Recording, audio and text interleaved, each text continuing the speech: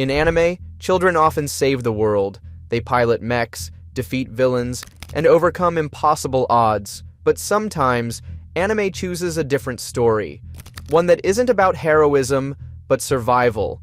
One that doesn't hand children power, but chains. These aren't tales of empowerment. They're upright, traumatic endeavors, mirrors of real-world exploitation, control, and the quiet, brutal systems that trap the most vulnerable. Today we look at 4 anime that expose this harsh reality and what they get right about the machinery of exploitation.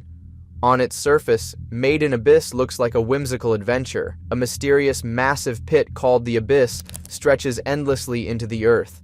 Strange creatures roam its depths. Lost civilizations whisper from their ruins. Young explorers like Rico and Reg dream of descending, uncovering treasures, and finding answers. But the Abyss is no fairy tale. It's a meat grinder disguised as discovery.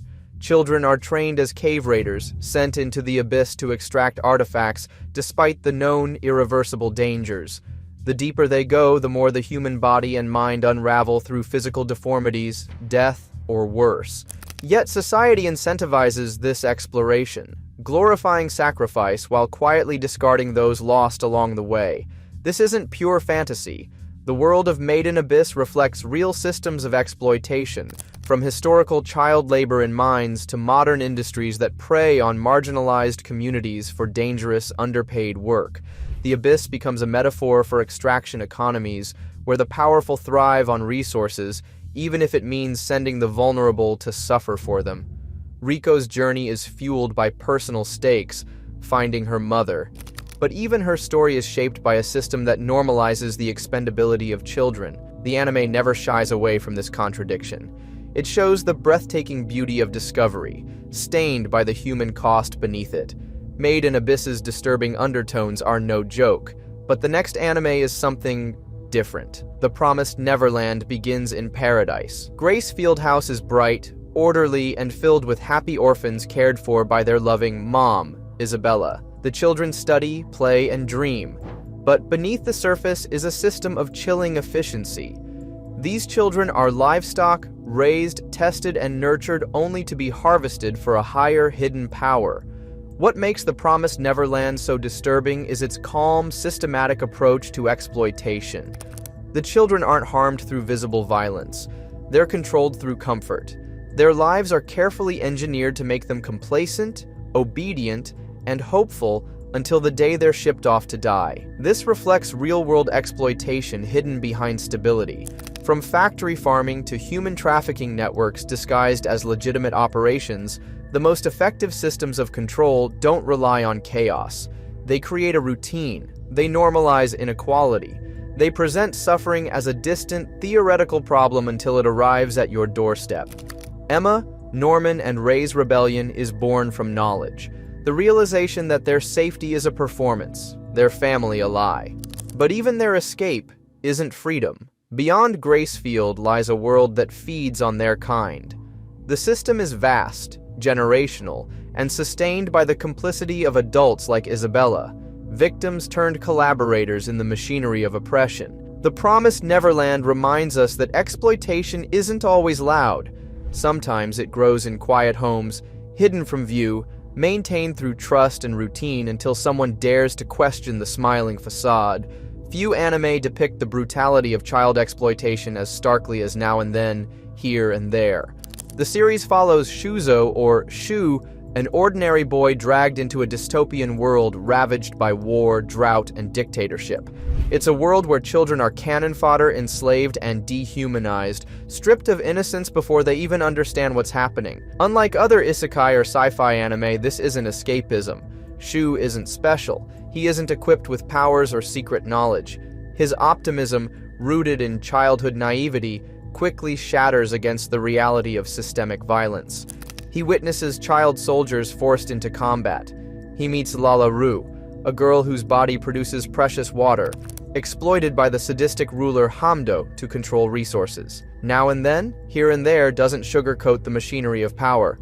It shows how dictatorships prey on children and how war reduces them to tools.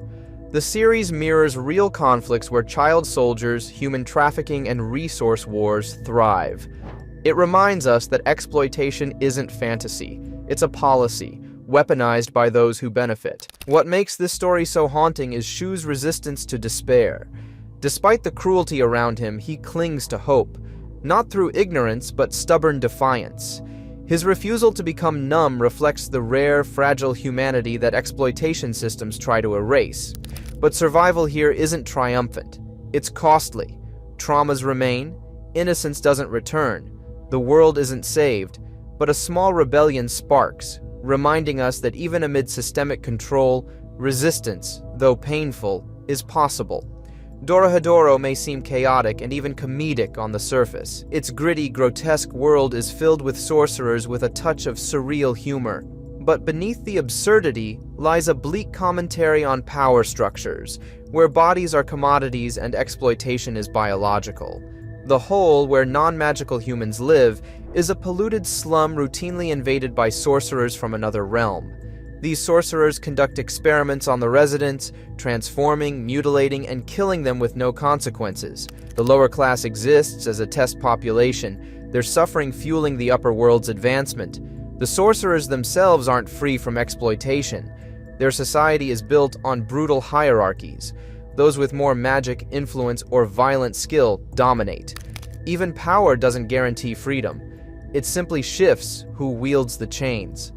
Cayman, the protagonist, embodies the blurred line between victim and weapon. Transformed into a reptilian hybrid with no memory, his quest for identity mirrors the dehumanization and systemic exploitation inflicted.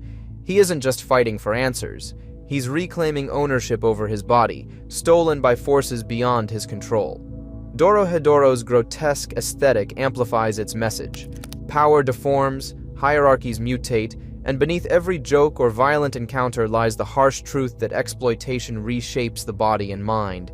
Its world exaggerates reality, but the echoes of real-world class exploitation, medical abuse, and generational oppression resonate clearly. The series reveals that systems of control rarely operate in straight lines. They twist, infect, and mutate, creating cycles of violence disguised as progress. Children are not symbols of hope. They are commodities. Their value is defined by systems that measure productivity, obedience, and resource potential, whether it's the physical extraction in Maiden Abyss, the cultivated intelligence in the Promised Neverland, or the bodily manipulation in Dorohedoro. These aren't just exaggerated worlds. They reflect real mechanisms of exploitation. In the real world, child labor persists in mining, agriculture, and manufacturing, often hidden behind supply chains. Children are trafficked globally, their vulnerability exploited by organized networks and corrupt institutions. War zones recruit or abduct child soldiers, stripping them of agency under the guise of survival. Medical exploitation and unethical experiments often target marginalized populations, echoing the dehumanization seen in fiction. What anime does uniquely is render these horrors visible through stylized, often fantastical lenses. The Abyss, Grace Field, dystopian battlefields, and magical slums become metaphors, not distractions. They amplify how systemic exploitation reshapes identity, agency, and community. Riko descends the Abyss, not just as an explorer, but as someone confronting the system that chews up children. Emma, Norman, and Ray resist the livestock system through intelligence and unity, even when the odds are crushing. Shu's journey is a refusal to surrender compassion in a world designed to erase it. Cayman fights for his stolen identity, battling hierarchies designed to dissolve humanity. These aren't classic power fantasies. The protagonists rarely win outright. Their resistance is survival, reclamation, and the quiet refusal to accept systems as unchangeable. Anime in these cases doesn't present clean revolutions. It presents endurance, questioning, and the small, vital rebellions that expose exploitation's fragility. By chaining children physically, emotionally, and socially, these stories reveal how exploitation isn't random. It's engineered, sustained, and profited from. But they also remind us that within every system, cracks exist. Resistance grows, even in the harshest conditions.